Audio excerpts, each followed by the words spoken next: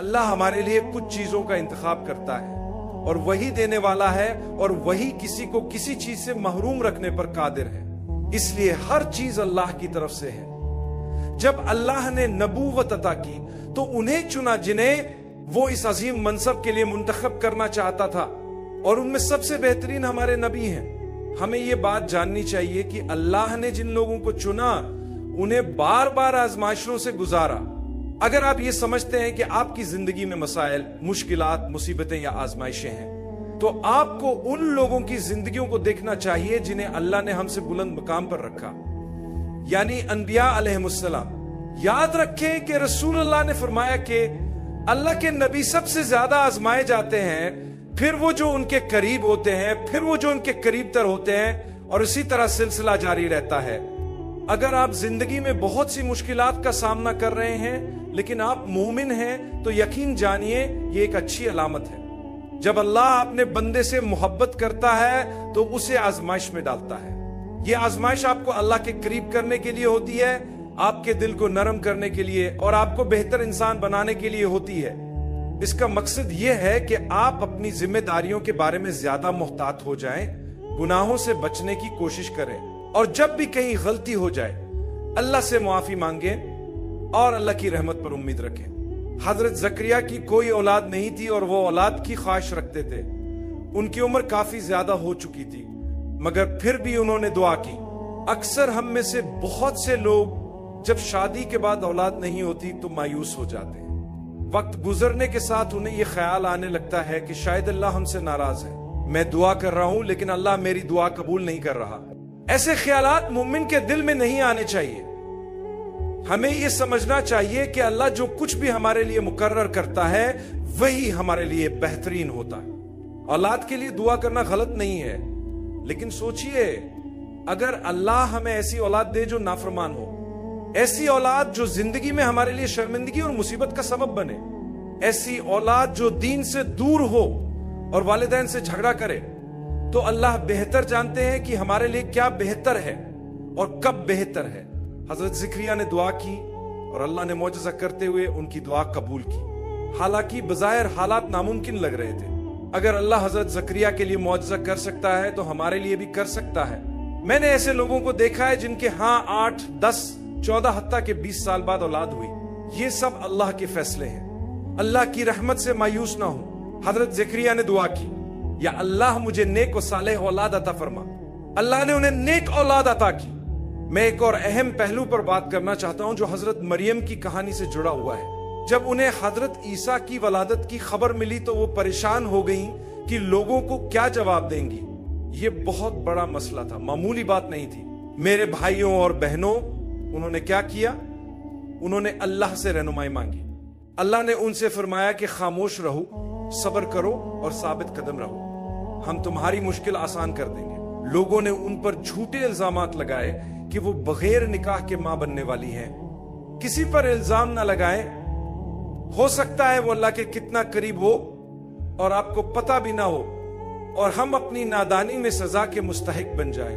اللہ نے حضرت مریم کو حکم دیا کہ وہ خاموش رہیں اور صرف اشاروں سے بات کریں۔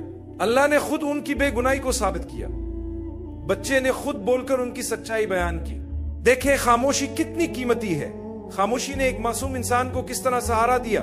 کبھی کبھی آپ پر لگائے گئے الزامات اتنے بڑے ہو سکتے ہیں کہ انہیں صرف اللہ ہی صاف کر سکتا ہے۔ فکر نہ کریں، صبر سے کام لیں، حالات کو سہنے کی عادت ڈالیں اور امید کا دامن نہ چھوڑیں۔